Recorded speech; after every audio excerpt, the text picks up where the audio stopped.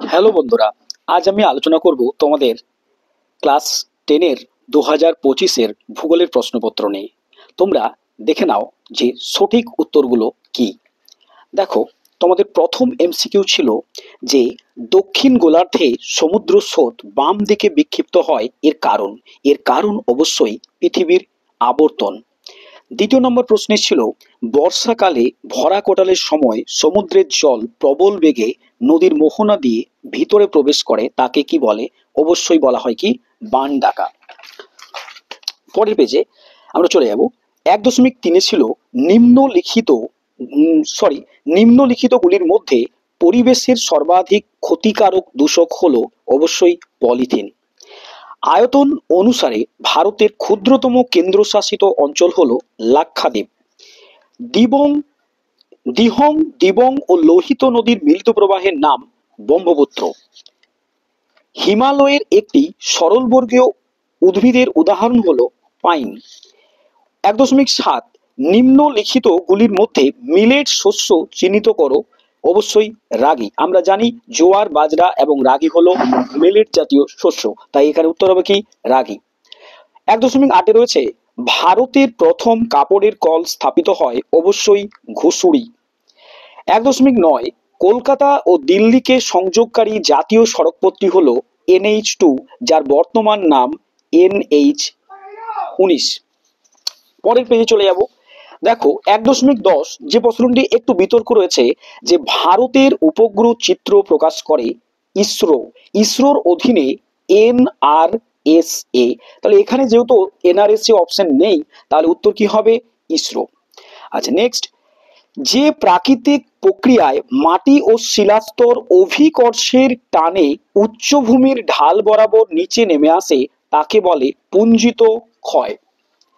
পাখির পায়ের মতো বদ্বীপ দেখা যায় যে নদীর মোহনায়, তা হলো মিসিসিপি, মিসৌরি। ক্যারিবিয়ান সাগরে সৃষ্ট ঘূর্ণবাদকে বলা হয় হ্যারিকেন। ক্যারিবিয়ান সাগরে সৃষ্ট ঘূর্ণবাদ হ্যারিকেন নামে পরিচিত। সর্বশেষ এমসিকিউ প্রশ্ন, অধঃক্ষেপণের একটি উদাহরণ হলো অবশ্যই স্লিট হলো একটি অধঃক্ষেপণ। এই ছিল আমাদের 14টি এমসিকিউ প্রশ্ন। এরপর আমরা দেখে নেব যে আমাদের শুদ্ধ অশুদ্ধ কি রয়েছে। 2.11 শুক্ল ও কৃষ্ণ পক্ষের অষ্টমী তিথিতে সমুদ্রে ভরা কোটাল দেখা যায় না, এটি অশুদ্ধ, এটি ঠিক নয়। সিমেন্ট কারখানা থেকে উৎপাদিত বর্জ্য পদার্থ বায়ু দূষণ ঘটায়। অবশ্যই শুদ্ধ, এটি শুদ্ধ, অবশ্যই বায়ু দূষণ ঘটায়। 2.13 হিমালয়ের পাদদেশ অঞ্চলে নুড়ি, বালি ও পলি ঘটিত সমভূমি অঞ্চল বেট নামে পরিচিত না, এটি বেট নয়, এটি হবে ভাবর। তাহলে এটি অশুদ্ধ। 2.14 ভূ বৈচিত্র্য সূচক মানচিত্রে ভূমিভাগের দূরত্ব ও মানচিত্রের দূরত্বের অনুপাত স্কেলের দ্বারা নির্দেশিত হয়। অবশ্যই এটি শুদ্ধ। 2.15 মরু অঞ্চলে বায়ু ও জলের মিলিত কার্যের ফলে সৃষ্ট অস্থায়ী হ্রদগুলিকে প্লায়া বলা হয়। অবশ্যই শুদ্ধ। এই অস্থায়ী যে হ্রদগুলো তৈরি হয় সেগুলো হচ্ছে প্লায়া। উল্কাপিণ্ড স্ট্র্যাটোস্ফিয়ার স্তরে পুড়ে ছাই হয় না, উল্কাপিণ্ড মেসোস্ফিয়ার স্তরে পুড়ে ছাই হয়। 2.17 ভূপৃষ্ঠ সংলগ্ন বায়ুস্তর প্রধানত উত্তপ্ত হয় বিকিরণ পদ্ধতির সাহায্যে। একদম শুদ্ধ, বিকিরণ পদ্ধতির মাধ্যমে বায়ু সর্বাধিক উত্তপ্ত হয় প্রধানত। এই ছিল আমাদের 7টি শুদ্ধ এবং অশুদ্ধ। তোমরা দেখে নেবে কার কটি ঠিক হচ্ছে।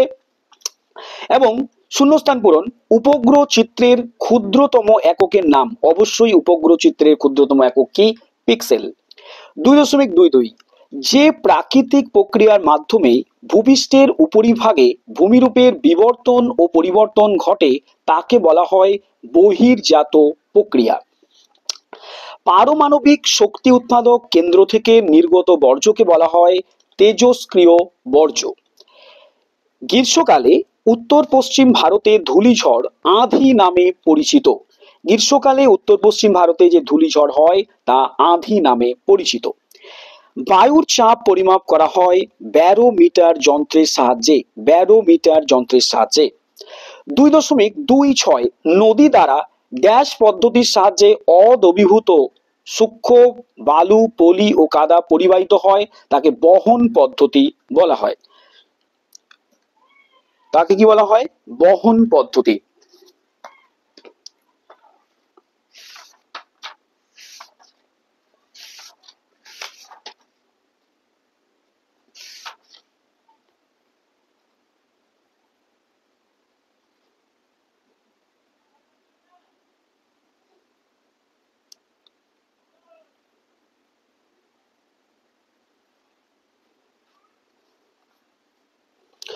দেখো, নদী দ্বারা ড্যাশ পদ্ধতির সাহায্যে অদ্রবীভূত সূক্ষ্ম বালু, পলি ও কাদা পরিবাহিত হয়, এটি বহন পদ্ধতি। বহনের মধ্যে ভাসমান, ভাসমান পদ্ধতি, বহন পদ্ধতির মধ্যে ভাসমান পদ্ধতি।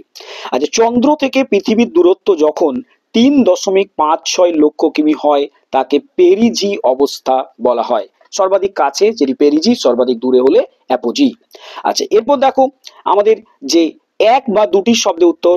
কাশ্মীরে প্রবাহিত বিতস্তা, যার নাম ঝিলাম নদী, কোন নদীর উপনদী? অবশ্যই সিন্ধু। সিন্ধুর 5টি উপনদী রয়েছে। ভারতের নেক্সট প্রশ্ন, ভারতের উত্তর পূর্বাঞ্চলে কোন ধরনের চাষের জন্য অধিক মৃত্তিকা ক্ষয় দেখা যায়? অবশ্যই ঝুম চাষের জন্য। ওড়িশার কটক শহরে কোন ফসলের কেন্দ্রীয় গবেষণাগার? ওড়িশার কটকে কেন্দ্রীয় ধান গবেষণাগার রয়েছে। নেক্সট, 2011 খ্রিস্টাব্দের আদমশুমারি অনুসারে ভারতের মহানগরের ন্যূনতম জনসংখ্যা 10 লক্ষ। ভূবৈচিত্র্য সূচক মানচিত্রে প্রদত্ত RF হলো 1:50,000, তখন এর মেট্রিক স্কেল কত? অবশ্যই 1 সেন্টিমিটার সমান 0.5 কিলোমিটার। 1 সেন্টিমিটার সমান 0.5 কিলোমিটার। নেক্সট প্রশ্ন, পর্বতের পাদদেশে নদীর ক্ষয়কার্যের ফলে যে শঙ্কু আকৃতির ভূমিরূপ সৃষ্টি হয়, তাকে বলা হয় পলল শঙ্কু। নেক্সট, যে কাল্পনিক রেখা দ্বারা সমান বৃষ্টিপাত যুক্ত অঞ্চলগুলিকে যুক্ত করা হয়, তা হলো সমবর্ষণ রেখা। তা হলো সমবর্ষণ রেখা। সর্বশেষ প্রশ্ন, শীতকালে উত্তর পশ্চিম ইউরোপের বন্দরগুলি কোন উষ্ণ স্রোতের প্রভাবে বরফ মুক্ত থাকে? উত্তর হবে উত্তর আটলান্টিক স্রোত।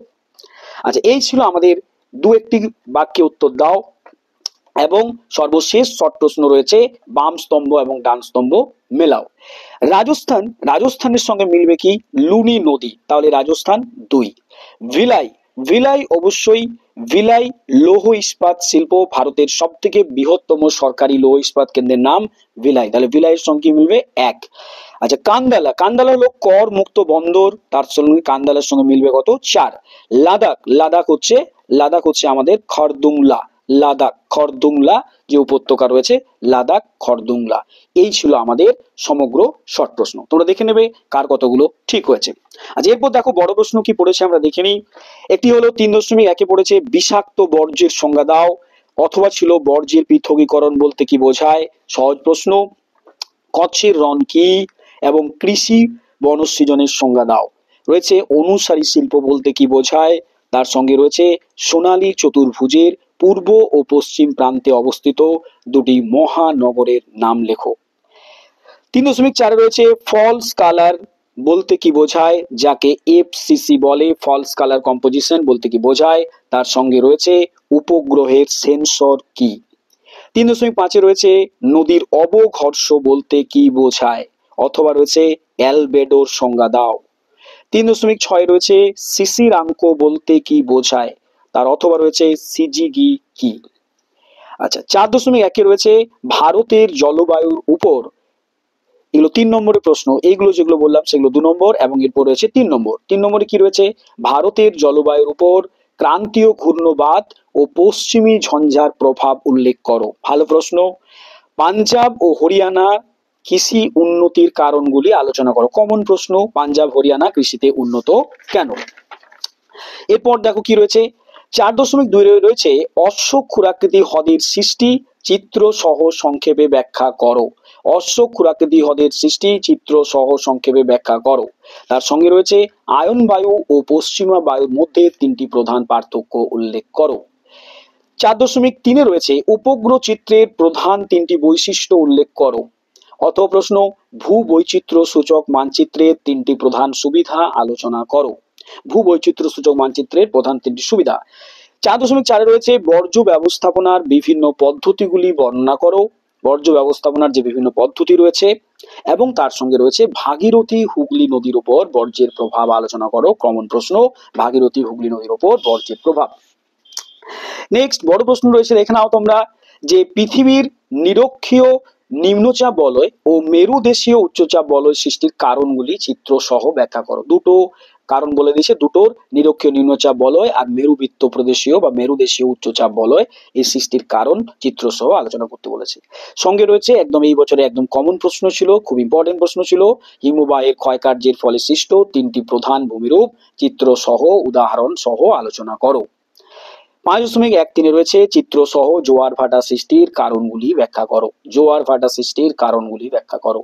সঙ্গে রয়েছে ট্রপোস্ফিয়ার ও স্ট্র্যাটোস্ফিয়ার স্তরের বৈশিষ্ট্যগুলি আলোচনা করো। বায়ুমণ্ডলে যে বিভিন্ন স্তর রয়েছে তার দুটি স্তরের বিস্তৃত বর্ণনা বলেছে।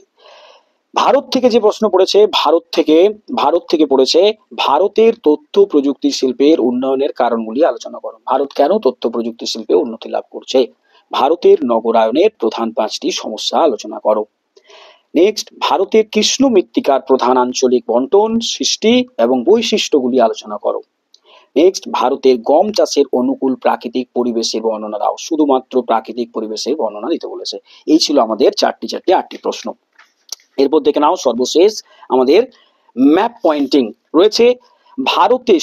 সর্বাধিক বৃষ্টিপাত যুক্ত স্থান, অবশ্যই ভারতের সর্বাধিক বৃষ্টিপাত যুক্ত স্থান মৌসিনরাম।